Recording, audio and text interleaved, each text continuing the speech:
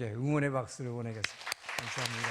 수고하셨습니다. 먼저 1:1 양육 동반자 과정을 수료하신 분 수료증을 드리도록 하겠습니다.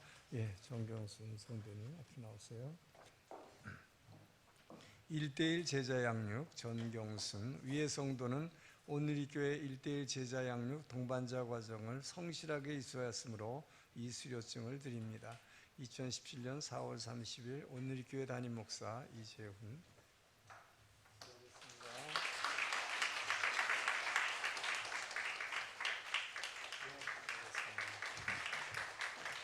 우리 오늘이 교회 아주 가장 중요한 양육 프로그램의 하나인 1:1 과정. 이 1:1 제자 과정은 15주에서 16주 약 4개월 걸리는데 서로 양육자와 동반자의 일정 때문에 보통 한 6개월까지 가죠. 오랜 기간 동안에 이 말씀을 가지고 자신의 삶을 나누는 1:1 양육 이 프로그램은 오늘 교회 아주 가장 든든한 양육 프로그램 중에 하나입니다. 세계적으로 모든 교회에서도 이걸 배우기를 원하고 특히 일본에 있는 많은 일본 교회들이 이것을 배우기를 원해요. 저희가 강사가 없어서 이렇게 많이 보내지 못하는데 사실 오늘이 교회의 큰 이 저력이기도 합니다. 정말 우리 집사님 이거 받으시느라고 너무 수고 많으셨습니다. 감사합니다. 광고 드린 대로 우리 문화 세미나를 하는데요. 한일 문화 세미나. 이 박영광 교수님 굉장히 이 한일 문화에 대해서 이 리더십 세미나를 일본의 정부 기관과 각종 단체에 가서 많이 하시는 분이에요. 근데 참 들어보면 너무 재밌습니다. 여러분들 이런 걸 어디서 듣기 어려워요. 여러분 일본에 살고 있는 한 일본의 문화와 한국 문화가 뭐가 뿌리가 같고 뭐가 다르고 이런 것을 잘 구별하는 게 필요합니다. 특별히 우리 신앙면에서 일본의 깊이 뿌리 박은 이 진자 문화 그것과 우리 한반도의 우리 한국 사람들의 의식 속에 있는 오랜 습관들 이런 것들을 배우면 굉장히 유용할 거예요. 여러분의 신앙생활을 하는데 그리고 일본 사람을 전도하는데도 굉장히 유용할 것입니다. 그래서 특별히 이것이 선교회와 연관시켜서 하는데 이분이 마침 여기서 학회가 있어 경영학 학회 때 참석하시기 때문에 금요일날 저녁에 오십니다. 그래서 새벽 예배 때 또 그날 아침에 교수회가 있어 돌아가야 되기 때문에 토요일날 새벽 예배 시간에 할 거예요. 그래서 될 수 있으면 그 시간은 요번 오는 토요일이 아니라 다음 토요일입니다. 새벽 예배 시간에 많은 분이 참석해 주셨으면 좋겠습니다. 그리고 아까 저희가 이제 작년 7월에 여기 이사 오기 전에 몇 달 동안 여러분들에게 교육을 많이 시켰죠. 뭘 교육시켰습니까? 이 주변에 있는 일본 주민들에 대한 배려. 그래서 여러분들이 굉장히 조심을 많이 해서 우리가 지금까지 정말 아무 탈 없이 잘 예배드렸고 주변에서 별로 적이 없었는데 요즘 와서 부쩍 그 아이들이 아까 보여드린 대로 입구에 있는 이 화단은 고압 전선이 흐르는 곳이 굉장히 위험한데 거길 뛰어넘어가고 또 뒤에 주차장에서 그냥 아이들을 막 놀게 하면 안 될 것 같아요. 그래서 부모님들이 아이들을 좀 잘 주의시켜줬으면 감사하겠습니다. 그리고 우리가 늘 지금 통독하고 있는데요. 이번 주의 통독은 이제 예레미야서 끝나고 애가 후반부죠. 그리고 에스겔서입니다, 주로. 예레미야 애가는 예레미야서의 저자인 예레미야가 애가를 지은 거죠. 이 예레미야 애가는 한마디로 예루살렘 성이 파괴되고 하나님께서 유다를 심판하지 않을 수 없는 그 애통함을 표현한 글이에요. 하나님의 마음이죠. 그리고 유다 백성들이 그 예루살렘 성전만큼은 절대로 무너지지 않을 거라고 생각했는데 그것이 부서지는 모습을 보면서 슬퍼하며 애도하는 노래입니다. 그런데 이것이 단지 슬퍼하는 애가가 아니라 결론은 이 5장에 보면 반전이 일어나요. 결국 그 하나님은 자비하시고 인애하신 분이다. 왜 우리를 이렇게 예루살렘 성전까지 무너뜨리면서 포로로 보내시는가? 다시 회복하시기 위함이다라는 것을 분명히 이해하십니다. 그래서 이 회복하고 소망을 주는, 다시 일어날 것이라는. 그래서 예레미야서는 눈물의 선지자지만 예레미야서가 유일하게 이스라엘이 포로로 바벨론에 끌려가지만 70년 만에 다시 돌아올 것. 이게 얼마나 큰 소망이에요, 여러분. 무작정 끌려가서 그냥 이스라엘이 완전히 망하고 끝났나 보다가 아니죠. 다시 돌아올 것이다. 다시 성전을 세우고 성벽을 다시 세우고 그래야 메시아를 준비할 것이다. 이 메시아가 예루살렘에 올 것이기 때문에, 그래서 새 희망을 주는 성경책이 애가입니다. 그리고 에스겔서인데요. 이 에스겔서와 예레미야서가 지금 나란히 있죠. 예레미야서가 있고 예레미야 이어서 애가 잠깐 있고 에스겔서예요. 예레미야와 에스겔은 구약의 성령장이라고도 합니다. 특별히 에스겔서는 완전 아주 가장 성령에 대해서 많이 얘기하고 있는 구약의 성령장이 에스겔서예요. 예레미야는 나라가 망할 것을 예언했지만, 그래서 더 이상 바벨론에 대해서 저항하지 말라고 얘기하고 있지만, 마치 자포자기하는 것 같지만 그것이 아니라 새로운 언약을 세우시겠다는 약속이 예레미야서의 하이라이트지 않습니까? 새로운 언약, 그게 뭡니까? 새로운 말씀을 주겠다는 게 아니라, 지금까지는 말씀을 돌판에 새겨줬지만 이제는 그 말씀을 너희 가슴에 새겨주겠다, 너희 마음판에 새겨주겠다 라고 하는 약속이죠. 이 새 언약, 결국 뭘 얘기합니까? 말씀을 여러분의 가슴 속에 심어줌으로 여러분의 삶을 변화시켜 주겠다, 여러분에게 새 시대를 열어주겠다는 약속입니다. 말씀이라고 하는 거에 액센트가 가 있는 게 예레미야서예요. 망했지만 새 시대가 온다. 이제 구약의 율법 시대는 끝나고 메시아가 오는데, 메시아에 의해서 십자가에 죽으시고 부활하신 예수 성령님의 역사가 너희들에게 말씀을 이제는 마음속에 심어줘서 너희들을 변화시킬 것이라는 약속이에요. 예레미야는 말씀에 의한 변화서입니다. 에스겔은 새로운 변화를 얘기하는데, 나라가 아주 가장 좌절한 상태에 있을 때 주어진 말씀이 에스겔이에요. 왜요? 예레미야는 아직 나라가 망하지 않을 때에 예언을 했죠. 나라가 망할 것이라는 예언을 했어요. 그걸 망하는 걸 직접 봤어요. 물론 그것도 고통스럽겠지만 에스겔은 이미 다 망해서 포로로 끌려가서 바벨론에서 남의 나라에서 엄청난 고통을 받고 있는 그 시절에 정말 절망 가운데 있는 데죠. 그래서 나무에다가 이 하프, 그들이 잘 시편을 늘 찬양할 때 쓰는 하프를 걸어놓고 예루살렘 성전을 그리워하며 예배드릴 수 없는 그들의 아픔을 늘 노래한 게 시편 137편에 있잖아요. 그런 고통 가운데 하나님이 에스겔에게 말씀하신 것입니다. 그래서 제일 먼저 하늘의 보좌를 보여주죠. 너희들은 망해서 이렇게 고통받고 있지만 너희들이 망했다, 그래서 하나님의 영광이 사라진 게 아니다 라는 걸 먼저 보여줍니다. 그래서 에스겔에게 보여준 하늘의 보좌의 환상, 이것은 가장 구체적으로 하늘나라 하나님 보좌에 앉아 계시는 하나님의 모습을 보여준 모습이에요. 그 옆에 천사들이 어떻게 움직이고 있는지, 이 웅장한 모습을 인간의 언어로 표현했지만 우리는 도대체 무슨 말인지 복잡해서 이해하기는 어렵지만 그 하늘나라를 보여준 것입니다. 그리고 나서 새 영을 너희에게 부어주겠다, 성령을 통해서 여러분을 변화시켰다는, 그래서 이 성령의 역사에 대해서 구약에서 에스겔 선지자를 막 머리를 잡아서 위로 끌러 올라가기도 하고 환상을 보여주기도 하고, 그냥 이 에스겔을 들어다가 성전 문 바깥으로 들어갔다 밖으로 들어왔다, 들었다 놨다. 그 성령의 역사가 오늘날은 예수님이 십자가에 죽으시고 부활하시면 우리 안에 그 성령이 와 계심을 믿습니까? 여러분들 그 성령 체험하세요. 그래서 에스겔서는 처음부터 끝까지 새로운 시대가 온다. 예레미야서는 말씀에 의한 변화를 얘기했다면 에스겔서는 성령이 너희들을 변화시킬 것이다. 오직 위로부터 내리는 그 능력을 힘입을 때, 그때까지 너희 예루살렘을 떠나지 말라. 오직 성령이 너에게 임하시면 예루살렘과 유다와 사마리아 땅끝까지 내 증인이 되리라.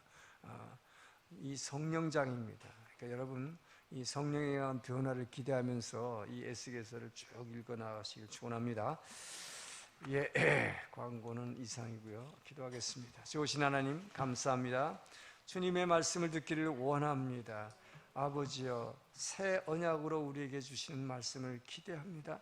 우리 마음 가운데 말씀을 새겨주시고 이 말씀이 영이 되어 우리의 매일의 삶을 인도함으로 아버지여, 그리스도의 영광을 삶에서 드러나는 신앙생활 할 수 있도록 인도하여 주시옵소서. 감사하며 예수님 이름으로 기도합니다. 아멘. 우리 1970년대에 세계적으로 유명했던 팝송이 하나 있어요. 사이먼 앤 가펑클의 Bridge over Troubled Water. 내가 사랑하는 당신을 위해서라면 내가 이 험한 파도 같은 세상에 내가 다리가 되어드리겠습니다. 그러니까 나를 밟고 이 험한 세상 밟고 지나가세요. 당신은 안전하게 지나가세요. 내가 이 험한 물결 고통은 다 받아내겠습니다. 참으로 헌신적인 사랑을 고백하는 노래죠. 저도 이 노래를 너무 좋아했어요. 그래서 2년 전에 긴시조에서 우리 신라이시아 웰컴 파티 할 때 제가 이 노래를 부른 적이 있습니다. 자, 바다에서 다리가 된다. 다리의 역할은 뭡니까? 밟히기 위해서 존재하는 것이요. 사람들이 늘 밟아요. 밟고 지나가는 것입니다. 자기는 아무 존재의식이 없어요. 밟히기만 하는 거예요. 그렇지만 그 역할이 얼마나 중요합니까? 다른 사람들이 물에 빠지는 걸 막아주는 거죠. 다른 사람이 고난받는 걸 대신 받아주는 것입니다. 자, 이 바다에서 다리가 하는 역할을 이 시냇물, 이게 막 물결이 세게 흘러내리는 이 시냇물에서는 무엇가 그 역할을 합니까? 디딤돌이라고 그러죠. 디딤돌. 그래서 시냇물에서는 디딤돌이 그 밟히는 역할을 해주는 거예요. 근데 여러분, 디딤돌이 되면 어떻게 됩니까? 물속에서 사람들이 밟고 지나가요. 늘 밟히기만 합니다. 자기는 존재의식도 없어요. 그러면 이 돌이 아이고 나는 왜 내가 이렇게 밟히기만 해? 나도 좀 세상 가운데 나가가지고 저 광화문 한복판에서 그 좋은 차들 막 다니는 데서 좀 빌딩도 보고 나도 그 한복판에 좀 서 있겠다. 그리고 그 돌이 나오면 어떻게 될까요? 걸림돌이 됩니다. 교통이 지금 엄청난 교통량이 지금 움직이고 있는데 이 돌이 같은 돌이에요. 근데 이게 물속에서 내가 밟히기를 원하지 않는다고 그래가지고 세상 가운데 머리를 드러내고 나와버리면, 그래서 인정받기를 원하고 나도 막 세상 쳐다보겠다 그러면 걸림돌이 된다는 거죠. 자, 오늘 본문에 나오는 사무엘이 그 시대에 디딤돌이 된 사람입니다. 디딤돌, 남을 위해서 내가 밟혀주고 나는 사라지는 거죠. 내 존재는 없는 것입니다. 자, 사무엘의 시대, 그 시대에는 굉장히 어두운 시대였죠. 왜 그랬습니까? 이미 우리가 많이 봤지만 사무엘 시대에 이스라엘의 예배가 무너졌습니다. 하나님에 대한 예배가 무너졌고 이스라엘 백성은 하나님의 말씀에서 떠나 있었다. 그렇기 때문에 하나님의 영광이 이스라엘 백성으로부터 이미 사라져버린 정말로 암울한 어두운 시대였습니다. 자, 이런 시대의 마지막 사사로서 자신의 역할을 감당하고 있을 때에 백성들의 요구, 우리에게도 왕을 세워달라.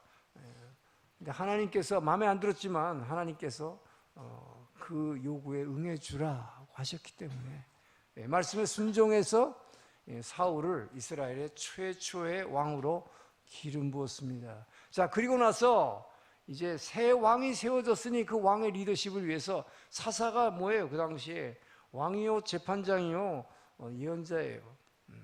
사라져줘야죠. 왕이 세워졌는데 같이 있으면 큰일 나죠.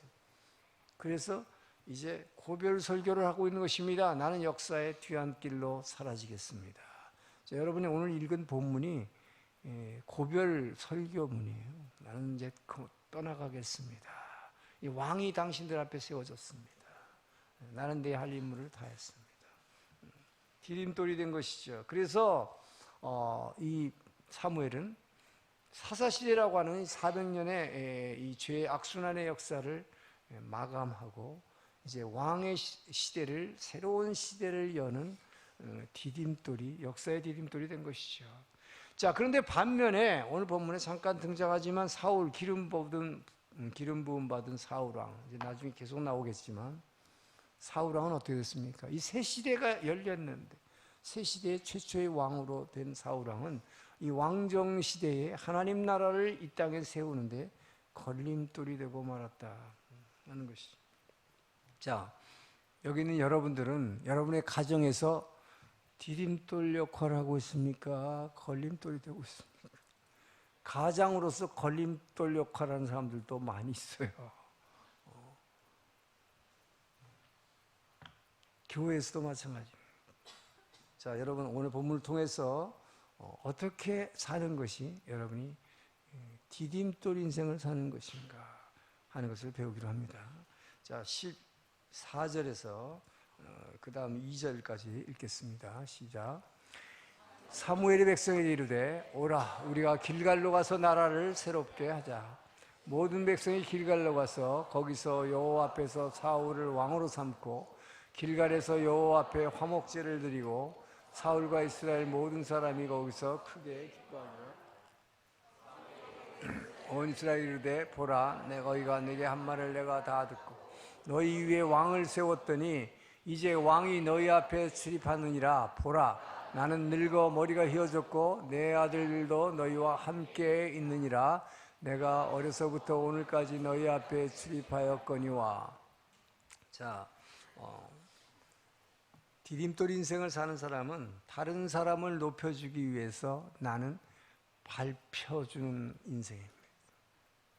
이것이 바로 십자가 사상이죠. 밟혀주는 거예요. 남을 높여주기 위해서, 단지 내가 밟히기 위해서가 아닙니다. 목적이 있어요. 분명한 목적. 그래야 다른 사람이 살아나는 거예요. 다른 사람 높여주는 거예요. 살리는 것입니다. 자, 오늘 본문에 보면 사무엘은 이제 이스라엘에 왕이 세워졌다. 너희들이 원하는 대로 왕이 세워졌지 않느냐? 왕이 출입하고 있다. 그리고 이제 나는 늙었고 이제 뭐예요? 새로운 왕의 리더십을 위해서 나는 역사의 뒤안길로 사라지겠다라고 지금 선포하고 있는 장면이죠. 자, 그런데 오늘 세상은 어때요? 나의 유익을 위해서라면 다른 사람의 희생을 강요하는 것이 세상이지.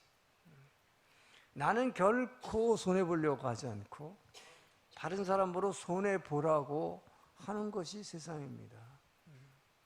그런데 디딤돌로 사는 인생은 뭐예요? 내가 먼저 희생이 되어지는 거예요. 내가 먼저 손해보는 것입니다. 남을 위해서지요. 다른 사람을 세워주기 위해서입니다. 바로 이 본을 보여준 것이 바로 예수 그리스도예요. 저와 여러분이 믿는 예수님, 자, 그분을 닮아가길 여러분 원하십니까? 그분은 어떻게 하셨습니까? 자, 이단의 교주들의 특징이 있어요. 이단은 뭐라 그래요? 교주를 위해서 성도들이 너희들이 생명을 바치라고 그렇게 요구해요. 그런데 예수님은 어떻게 했습니까? 당신이 먼저 우리를 위해서 자신의 생명을 내어주신 것입니다. 할렐루야. 디딤돌이 되어준 것이죠.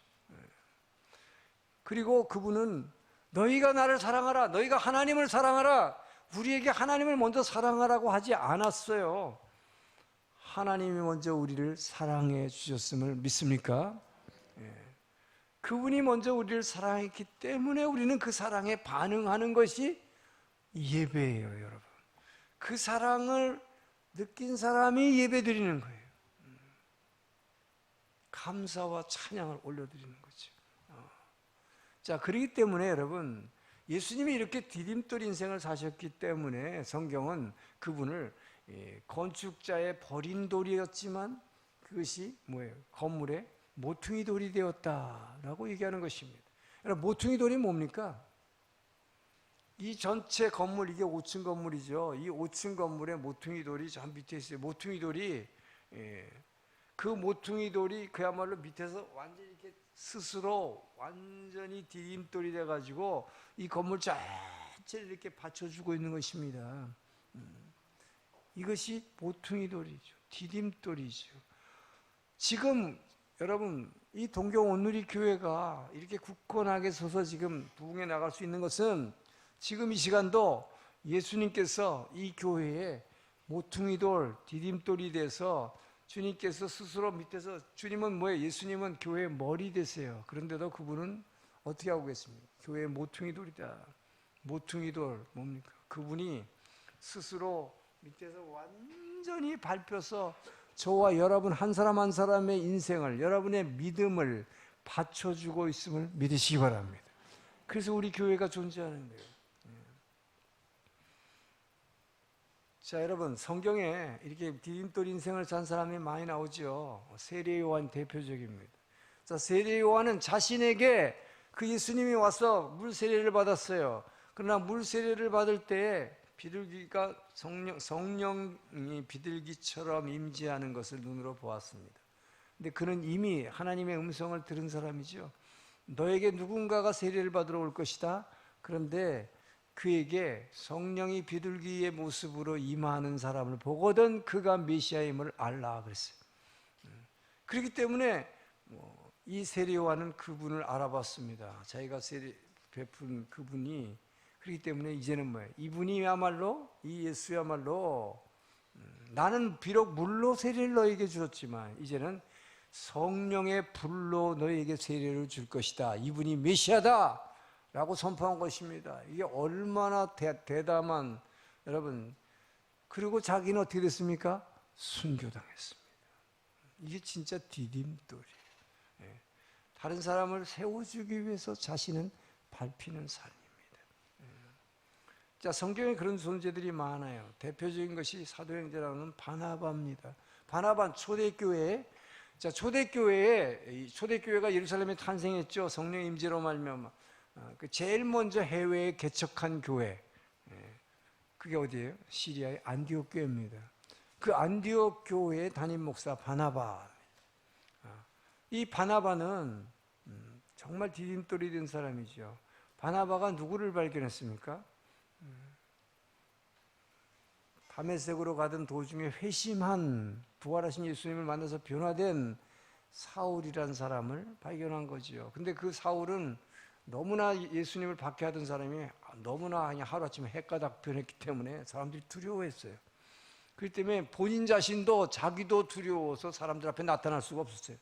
그렇게 예수를 박해하던 사람이 예수를 전하니까 사람들이 도대체 저게 뭐냐. 그러니까 본인은 조용하게 고향으로 돌아갔습니다. 그래서 전도 생활을 했어요, 거기서.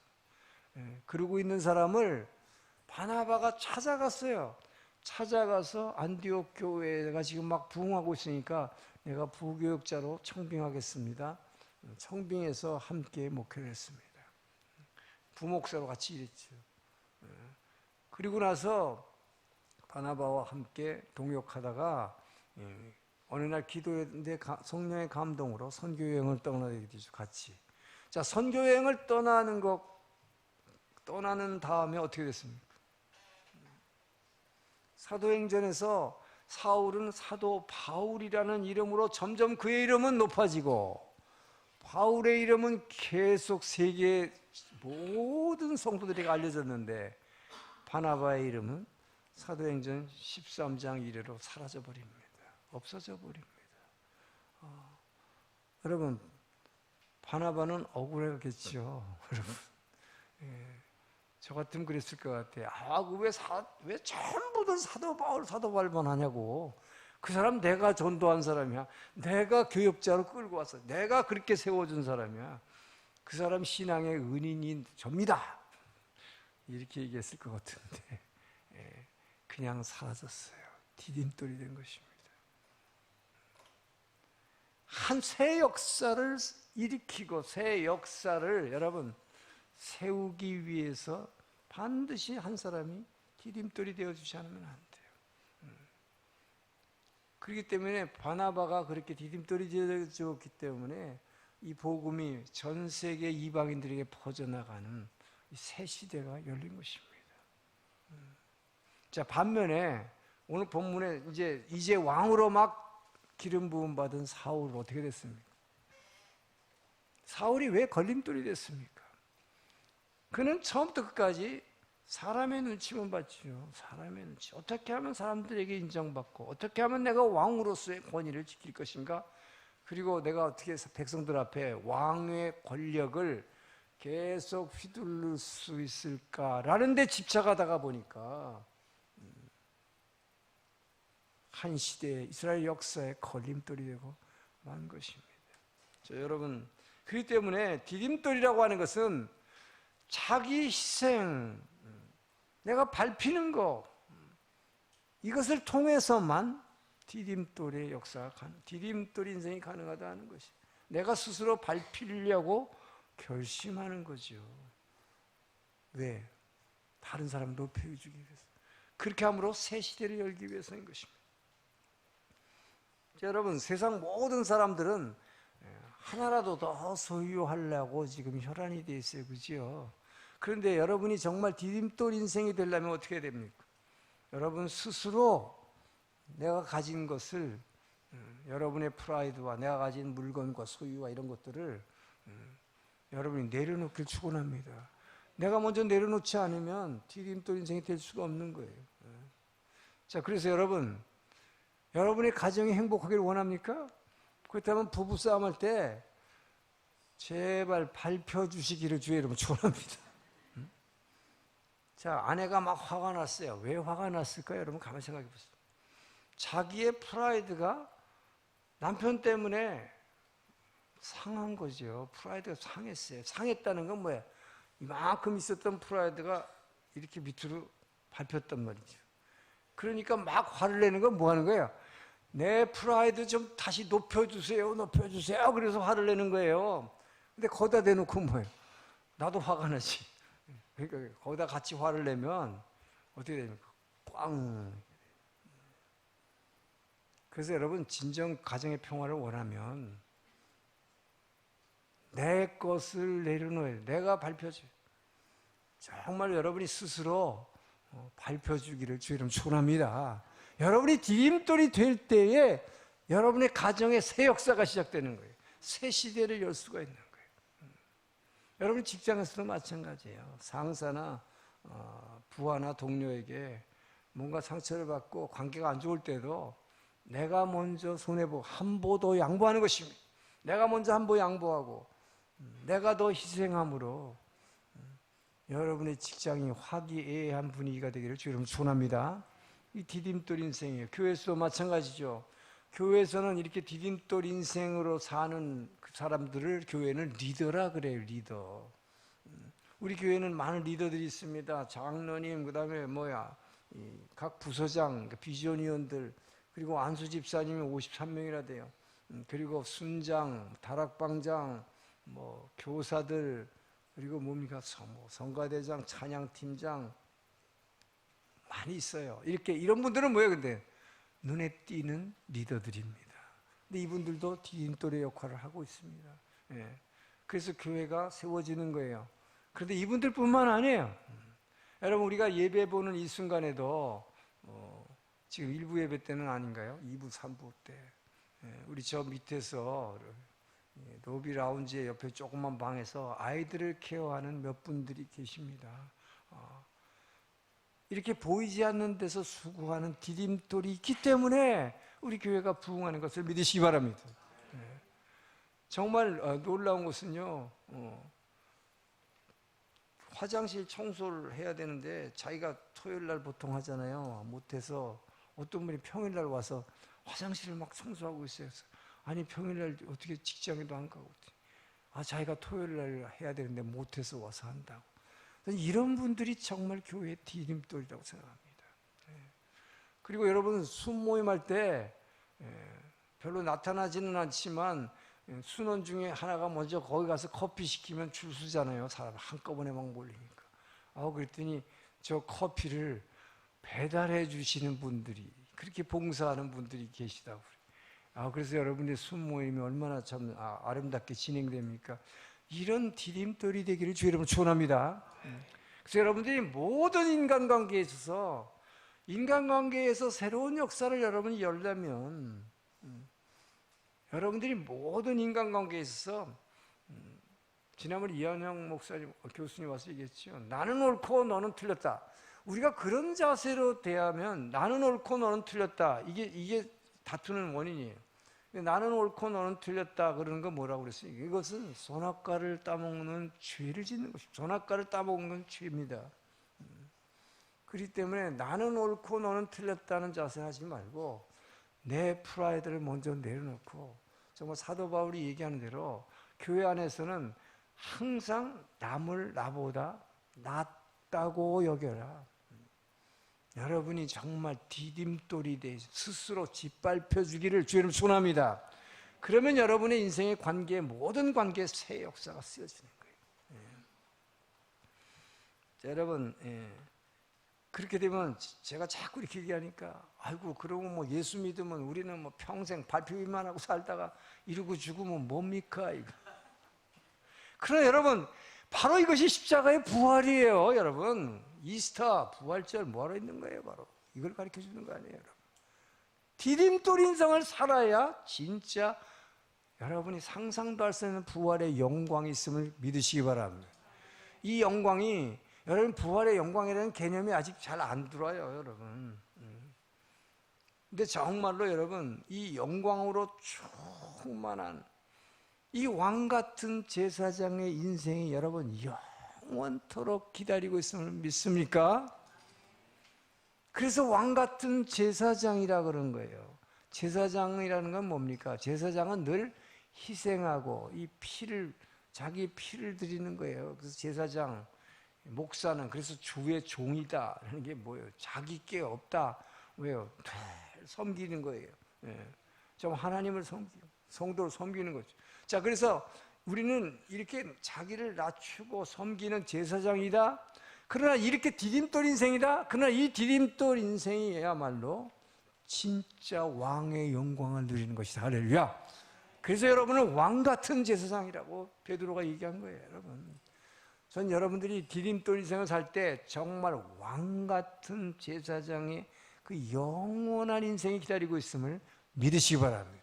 그때 여러분들이 디딤돌 인생을 살 수 있어요. 스스로 밟힐 수가 있다는 것이죠.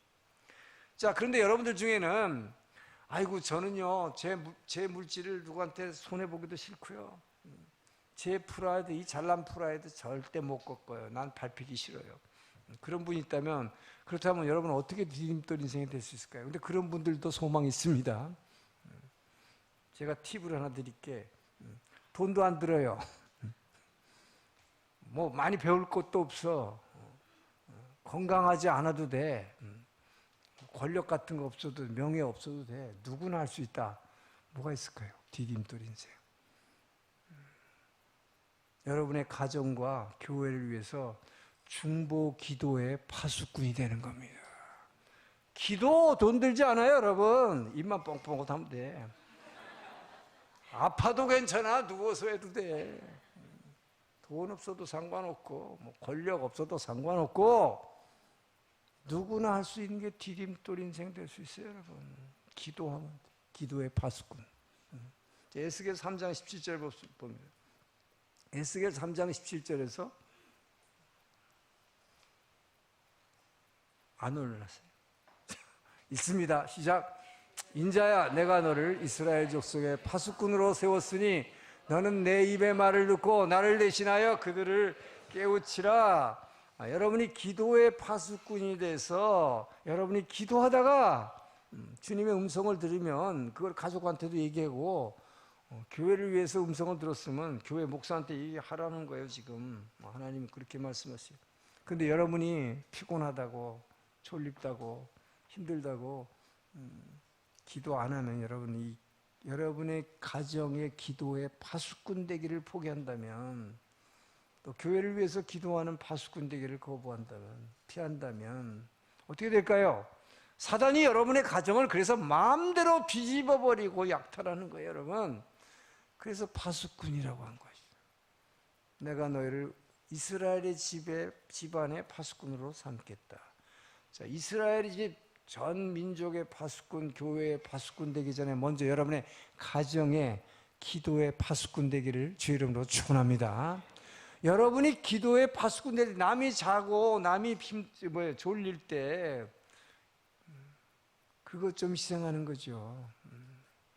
그렇게 해서 여러분이 기도의 파수꾼이 되므로 여러분의 가정에 사무엘처럼 새 시대를 열기를 주의 이름으로 축원합니다. 자, 3절 4절 읽겠습니다. 내가 여기 있나니 여호와 앞과 그의 기름 부음을 받은 자 앞에서 내게 대하여 증언하라. 내가 누구의 소를 빼앗았느냐, 누구의 나귀를 빼앗았느냐, 누구를 속였느냐, 누구를 압제하였느냐, 내 눈을 흐리게 하는 뇌물을 누구의 손에서 받았느냐. 그리하였으면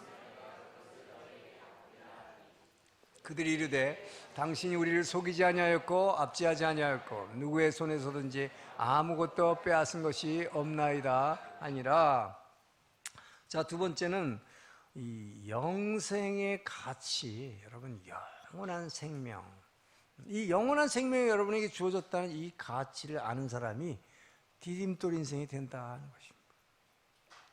자, 사무엘은 국민의 굉장한 신뢰를 받는 지도자였습니다. 왜 그랬을까요? 그는 세상의 물질에 관심이 없었어요. 권력에 관심이 없었어요. 자기가 사사지만 최고의 지도자였지만 그런 권력에 관심이 없었어요. 뭐에 관심이 있었을까요? 사무엘은 늘 기도하는 사람이었어요. 그래서 하나님과 기도를 통해서 아주 친밀하게 교제하는 하나님의 사람이다. 자신은 하나님의 사람이다. 나는 하나님과의 관계를 가장 중시하고 하나님과 늘 통하고 있는 하나님의 사람이다. 자, 이 존재 가치에 만족했기 때문인 것입니다. 그런 사람은 세상의 물질이나 권력에 관심이 없어지는 거예요.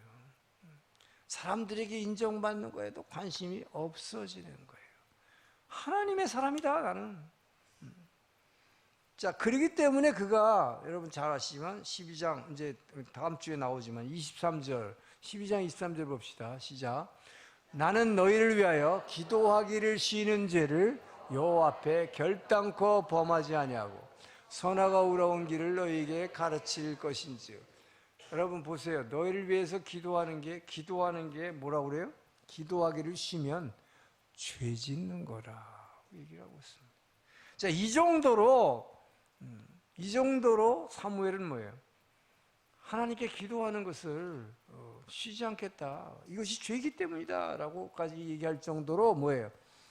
그렇게 하나님하고 친밀한 교제를 나누는 이 기도의 중요성을 얘기하는 것이, 이것이 자기는 그렇게 해서 하나님하고 이렇게 하나님의 말씀도 듣고 내가 말하고 듣고 이런 교제의 관계, 그래서 내가 하나님과의 이 깊은 관계를 가지고 있다는 것, 이것이야말로 이 인생에서 내가 가장 가치 있는 것이다.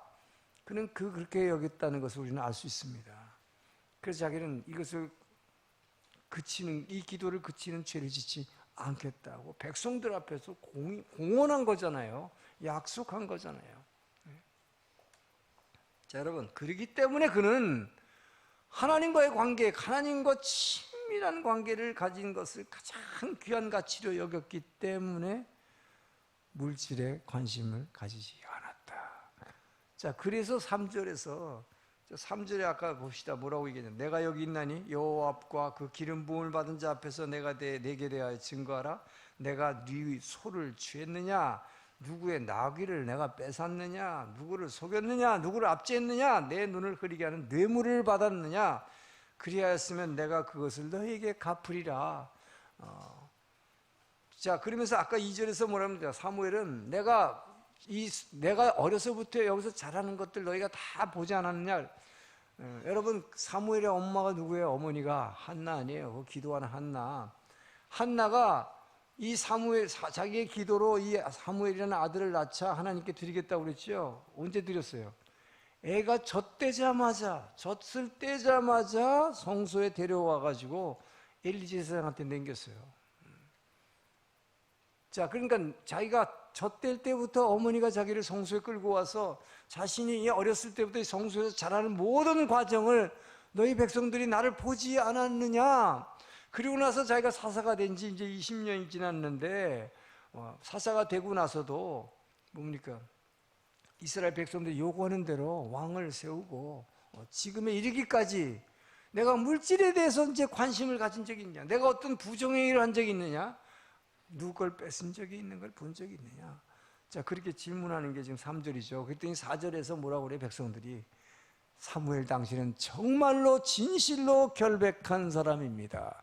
그것은 하나님이 인정하셨고 또 새로 왕이 된 사울 왕도 그것을 인정합니다. 자, 이렇게 고백을 했어요, 여러분. 어떻게 이런 사람이 될까요? 하나님과의 관계를 가장 중시하는 사람. 인생의 모든 가치가 거기에 있다고 하면 이 세상에 보이는 것에 대한 관심이 없어진다는 것이죠. 자, 여러분, 그래서 사무엘은 존경을 받은 거예요. 자, 세월이 지나서 유다가 망했죠. 자, 포로로 끌려간 다음에 포로에서 돌아왔어요. 느헤미야가 성벽을 짓기 위해서 돌아왔습니다. 자, 성벽을 짓기 위해서 돌아올 때 그는 그 왕으로부터 이 팔레스타인 지역의 총독이라고 하는 높은 지위를 받고 왔습니다. 이 총독으로 왔지만 그는 자기의 오늘로 말하면 연봉을 받지 않았어요. 왜? 이 성벽 짓는 데 쓰려고. 그리고 자기 있는 재산도 이 성벽 짓는 공사비에다가 쓰라고 헌금했습니다. 자, 이걸 보면 우리는 뭘 알 수 있을까요? 돈이 많다고 그래서 디딤돌이 되는 게 아니다는 거죠, 여러분. 여러분, 나는 돈이 뭐 없어서 그렇게 얘기할 게 아니라는 거죠. 건강이 뭐 남보다 좋지 않아서가 아니라는 것이죠. 권력이 없어서 아니라는 것이죠. 어떤 사람이 디딤돌이 될 수 있는가? 자, 지금 이걸 오늘날 저와 여러분에게 적용해 본다면 어떤 사람이 디딤돌이 됩니까? 저와 여러분에게 예수를 믿음으로 말미암아 여러분에게 영원한 생명, 이 영생의 축복이 주어졌다는 것, 이 가치를 여러분이 자랑할 수 있고 이것을 진심으로 마음속에서 기뻐할 수 있다면 그런 사람은 디딤돌이 될 수 있다는 거예요. 여러분, 저와 여러분에게 이 영원한 생명이 주어졌다는 게 얼마나 가치 있다는 걸 여러분 아십니까? 여러분이 디딤돌이 된다는 것은 자기 희생에 의해서만 가능하기 때문에 내 거 손해봐야 되고 내 프라이드 내려놔야 되고 내 생각 내려놔야 되기 때문에 굉장히 힘들어요. 고통스러운 일이에요. 그래서 디딤돌 되기 어려운 거죠. 그렇지만 여러분, 이 디딤돌이 돼서 이 고통을 우리가 견뎌냈을 때 어떻게 견뎌낼 수 있을까 하는 거예요. 왜 이거를 견뎌낼 수 있는가? 주님께서 내게 이 영원한 생명을 견뎌낼 수 있는 거예요. 전 여러분들이 영원한 생명에 대한 축복을 자랑하길 주님 축원합니다. 근데 여러분이 이게 왜 안 되느냐? 자, 사도 바울이 이렇게 고백했어요. 로마서 8장 18절 읽습니다. 시작. 생각하건대 현재의 고난은 장차 우리에게 나타날 영광과 비교도 안 된다. 이거는 비교할 수도 없다. 지금 받는 고난이 뭐예요? 디딤돌이 되는 거, 이웃을 높여주기 위해서, 새 시대를 열기 위해서 내가 발표주는 거, 이것이 너무 고통스럽지만 이 고난은 앞으로 나타날, 장차 나타날 영광에 비하면 이거는 상대도 안 되는 것이다. 자, 여러분, 이 말씀 실감이 갑니까? 그냥 멍하게 봅니까? 그냥 여러분 그런가 보답니까? 이 말씀이요, 가슴을 콱 때리는 사람들이 있어요. 그게 기도하는 사람이에요.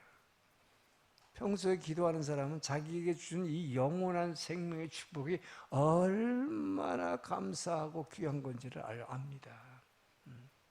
자, 여러분, 영생의 축복 뭘까요? 영원히 산다. 여러분, 영원히 사는 것 솔직히 한번 얘기해 보세요. 영원히 사는 것 축복입니까? 우리 한 집사님, 지금 이 상태로 영원히 살아, 안 죽고. 축복일까요? 영생의 축복이 정말 자랑스럽습니까? 이 상태라면 별거 아니지. 지금도 고통스럽잖아요. 힘든 게 많고 골치 아픈 게 얼마나 많아. 이 상태로 영원히 살라 그러면 아니에요. 나 영원히 안 살 거예요. 차라리 나 데려가 주세요. 그럴 거 아니에요, 여러분. 근데 왜 영원한 생명이 축복입니까? 이 영원한 생명은 내 생명이 아니기 때문에. 영원한 생명, 이 바로 지금 내가 고통받고 여러분 고난받고 골치 아픈 이 모든 사망 세력을 다 이기시고 부활하신 그 승리의 생명이 내게 있기 때문에 할렐루야. 그분 안에, 너희가 내 안에, 내가 너희 안에. 여러분, 그래서 우리는 그 영원한 생명 안에 거하기 때문에 이것이 영원한 천국을 누리는 거예요. 할렐루야. 그래서 그분과 함께 영원하기 때문에, 영원히 살기 때문에 이것이 축복이요, 이것이 자랑이라고 하는 것입니다. 전 여러분들이 그 의미를 정말 깨닫고 자랑하게 되기를 축원합니다. 이것을 자랑하게 되면요, 이 세상에 뭐 출세하고 돈 벌고 이거 별 관심 없어져. 제가요, 지난 이스터 때, 이스터 내 21명이 아주 세례받는 걸 보고, 물론 어린아이가 7명 있었지만 너무 감사해서 새벽에 여기서 월요일날 무릎 꿇고 기도하면서 막 찬양이 나왔어요. 주님, 우리 교회를 이렇게 부흥시켜 주시고 많은 영혼들을 이렇게 구할 수 있어서 감사합니다 하고 막 찬양했어요. 우리 교회를 부흥하는 것에 대해서 찬양했어요. 그랬더니 주님이 그러시는 거예요. 너가, 이 교회가 부흥하는 건 내가 하는 것이다. 내가 하는 거를 물론 너가 기뻐할 수 있겠지만 그것이 진짜 기뻐할 일은 아니다. 그건 내 거기 때문에. 이 교회는 내 거기 때문에. 너가 진짜 기뻐할 것이 있다.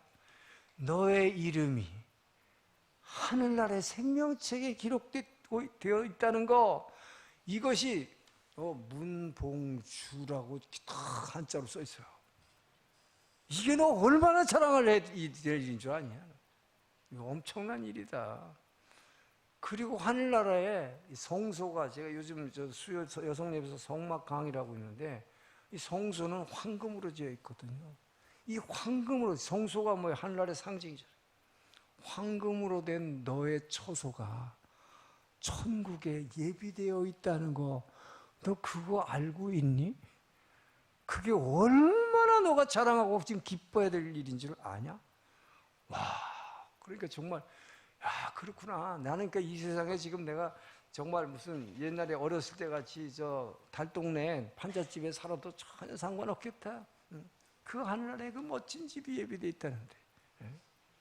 자, 그러면서 하나 더 말씀하셨어요. 그보다도 너가 디딤돌이 되어줘서 이 땅에 있는 많은 영혼들이 너를 밟고 이 험한 세상에서 하늘나라로 옮겨가는, 천국의 백성으로 옮겨가는 이 놀라운 디딤돌을 했다는, 역할을 했다는 거, 이것이 너가 가장 크게 기뻐할 일이다. 그 상급이 크민이라. 할렐루야. 와, 제가 얼마나 눈물 흘리고 감사했는지 막 감격해가지고. 뭐 이미 그냥 그렇게 그냥 막연히 알고 있었지만 그것을 구체적으로 말씀해 주실 때 그 감격과 감동은 이루 말할 수 없는 거예요, 여러분. 자, 여러분, 누가복음에 보면 70명의 제자가 전도여행 갔다 왔어요. 전도여행 갔다 와갖고 주님한테 막 자랑했어요. 선생님, 예수님의 이름으로 정말 가르쳐 주신 대로 명령했더니 그냥 막 거풍을 보고 막 난리를 치는 이 귀신들이 쫓겨갑니다. 내가 예수의 이름을 원합니다. 물러가라. 그랬더니 나갑니다. 대단했어요. 그리고 병자가 내가 예수의 이름을 명하노니 일어날지어다. 그랬더니 막 앉은 병이 벌떡 일어나고 눈먼 자가 눈을 떴어요. 와, 굉장했습니다. 막 예수님 앞에서 엄청 막 자랑을 막 늘어났어요.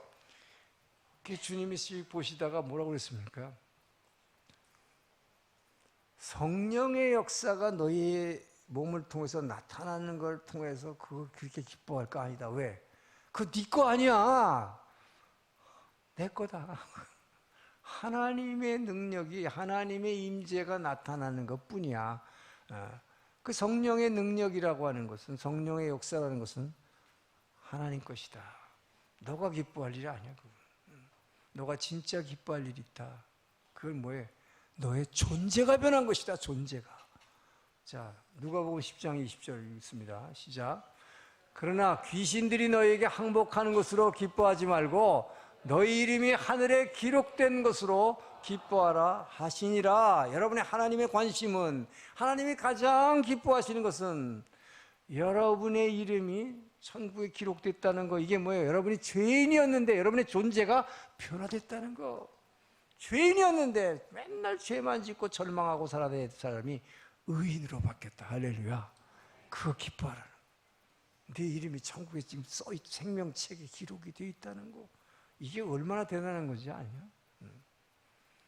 탕자였는데 세상 가운데서 아무렇게나 살다가 이 돌아온 하나님의 자녀가 됐다. 이제 하나님의 자녀다. 너 아버지의 아들이다.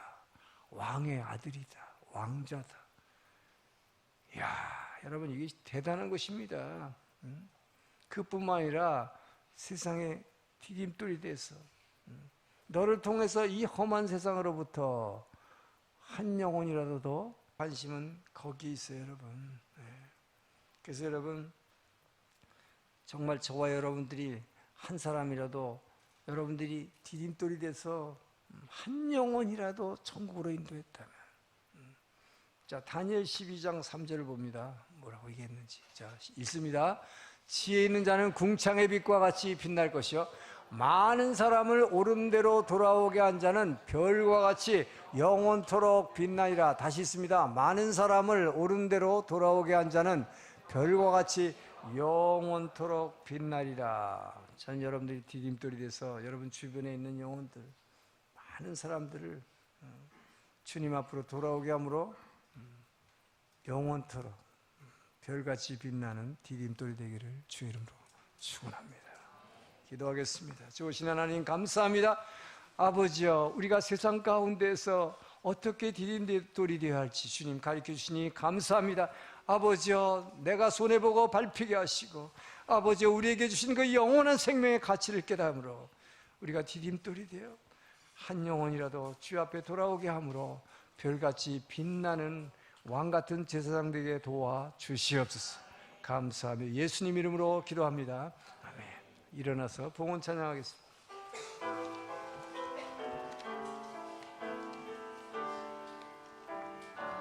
주보여 날 정결케 하고, 주보여 날 자유케 하리. 주 앞에 나 예배하는 이 시간, 나의 모든 것을 주께 드리네. 주의 손 날 위해 지키셨고, 주의 발 날 위해 박히셨으니, 이제는 내가 사는 곳이 아니요 오직 주를 위해 사는 것이라. 주의 손에 나의 손을 포개고,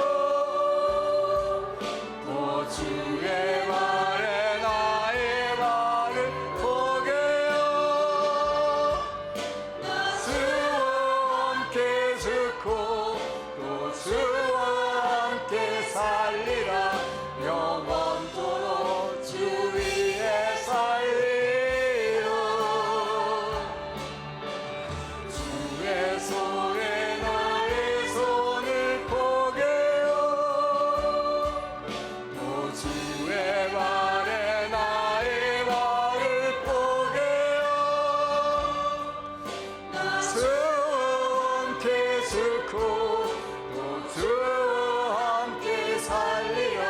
영원토록 주 위에 살리라. 주 위에 살리라. 주님 감사합니다. 주님께서 우리를 위해 십자가를 지신 것 같이 우리가 스스로 손해보고 디딤돌 인생이 되기를 원하시는 주님 감사합니다. 아버지여, 이것이 손해보는 것으로 끝나는 것이 아니라 우리가 알지 못하는, 상상하지도 못하는 놀라운 영광이, 그 삶이 기다리고 있음을 믿습니다. 이 믿음을 허락하여 주신 것 감사합니다. 주의 은혜에 감사하여 우리에게 허락하신 물질의 일부를 구분하여 주의 제단에 돌려드립니다. 주여, 올려드린 그 손길들 기억하여 주시고 그 가정에 필요한 것과 비어있는 창고들을 채워 주시옵소서.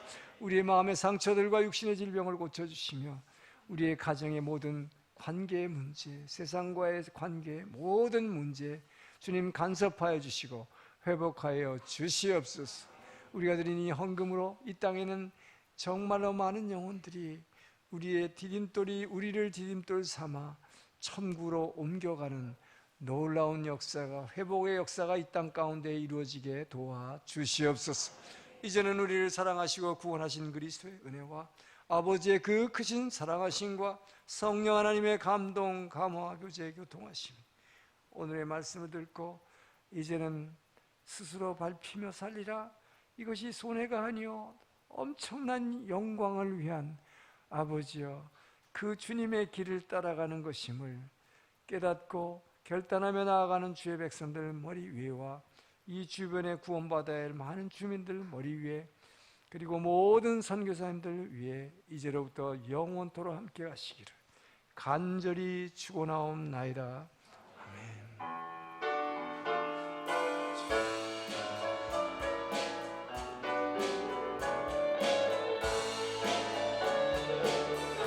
살아계신 주, 나의 참된 소망, 걱정 근심 전혀 없네. 사랑의 주내 갈 길은 더하리 내 모든 삶의 기쁨 늘 충만하네. 우리에게 왕같은 제사장 되게 하신 주님께 감사와 영광의 박수.